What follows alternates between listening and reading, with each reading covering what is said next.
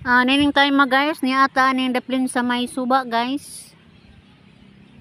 Ah,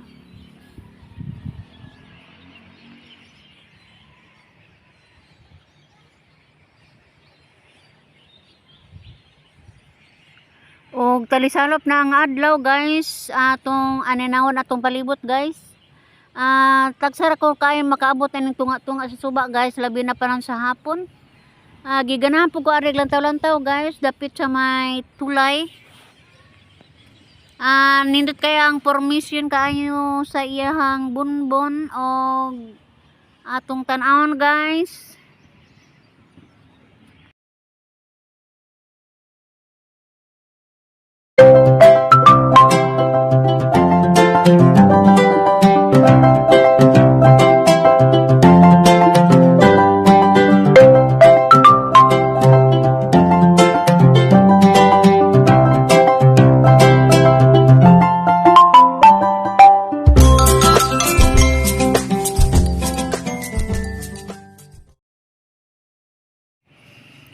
Ang akong anak guys nga si Alvin guys, maapay pagikan niya kay mangnukos karong hapuna. Ang gikuha ag video guys kay nawahi man siya. Padung jud ko ani sa may tulay guys. Ako lang gidalkiyatan siya pagkuha sa video. Kay kuno mangnukos man ni siya guys, mogikan og alas 5, muli tinib nga alas 9 sa gabi. Daghang mananagat ani guys, tuwa na sa laod ang uban. Ang uban po dani guys nagpalaod sa ilang mga sakayan. Kay tingali niya pagkadlaw ning mugikan, pero kani sila si Alvin jud guys, karon jud ni sila mo gikan kay mangnukos man.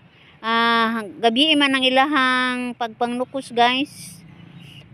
Kanang nukos nga ila.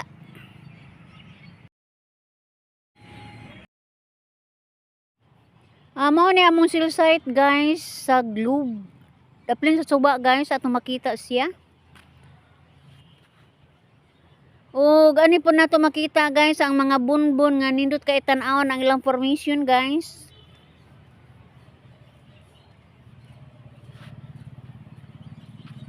Agi man gud dakong taob. So nagkalain-lain ang porma sa bunbon. Ang ilang formation guys ato makita rong taod-taod. Kani guys, so tan-awa ra guys.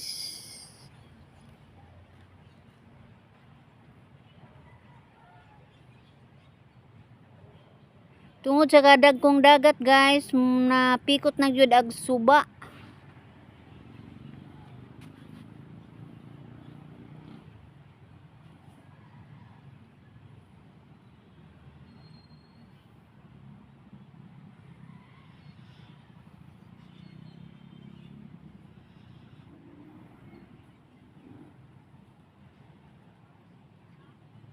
Ata karon sa atubangan sa may tulay. Dugay na pud ko makaanhi ning dapita guys kay tungod kay busy pud ko. Usahay gud ani guys kay dagko mang dagat karon kay hunas man.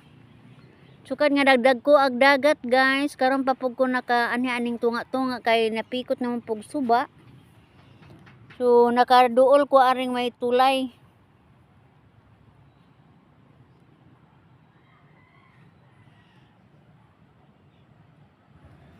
Giduaw mi dinhi guys og kanang panagsa nga pag-ulan, pero pagkakaron wa jud makahimo pagbaha kay tungod kay ang among mga yuta ni guys nang liki na.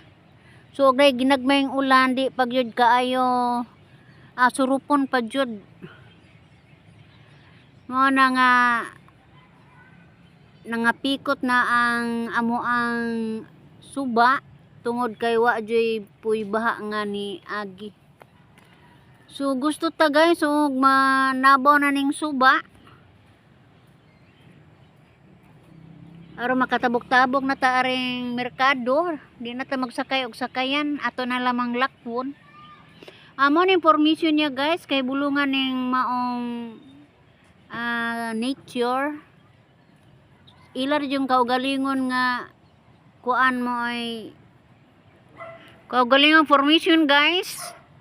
Mag-agad man gud ni sa sug or sa pagkuan sa balod. Dapyas guys, mao ni si mapurma jud.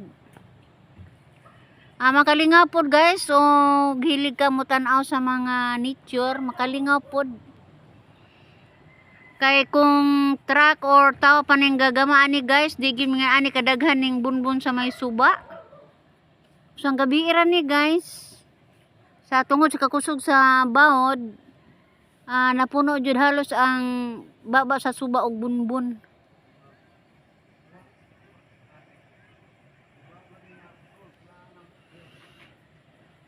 Karong adlaw guys, daghan kayo ang bumbiro nga nilabay ani, nakita jud na ho guys, pero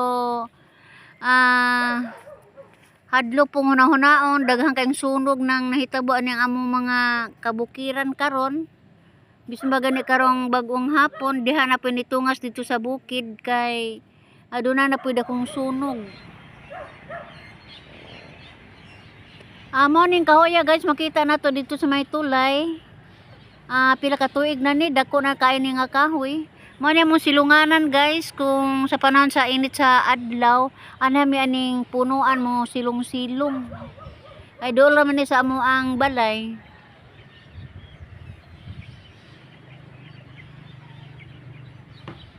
Daghan ang dunggo ani nga mga sakayan guys. Kay dool ra man sa daplin. Pag bira ni mo karidyo, tubig na. Di sa mo sa dito sa uban nga lugar nga dayungan pa padong dito sunasan, dugay kayo ang pagpalawod. So daghan mo angay mo dunggo aning suba guys, kay gawas nga bunbon. Dili hadlok guyuran mga sakayan. O inigoy nimo guys, di madugay tubig na. Mo nang kasagaran jud dinhi guys, ano jud mo dahik ang mga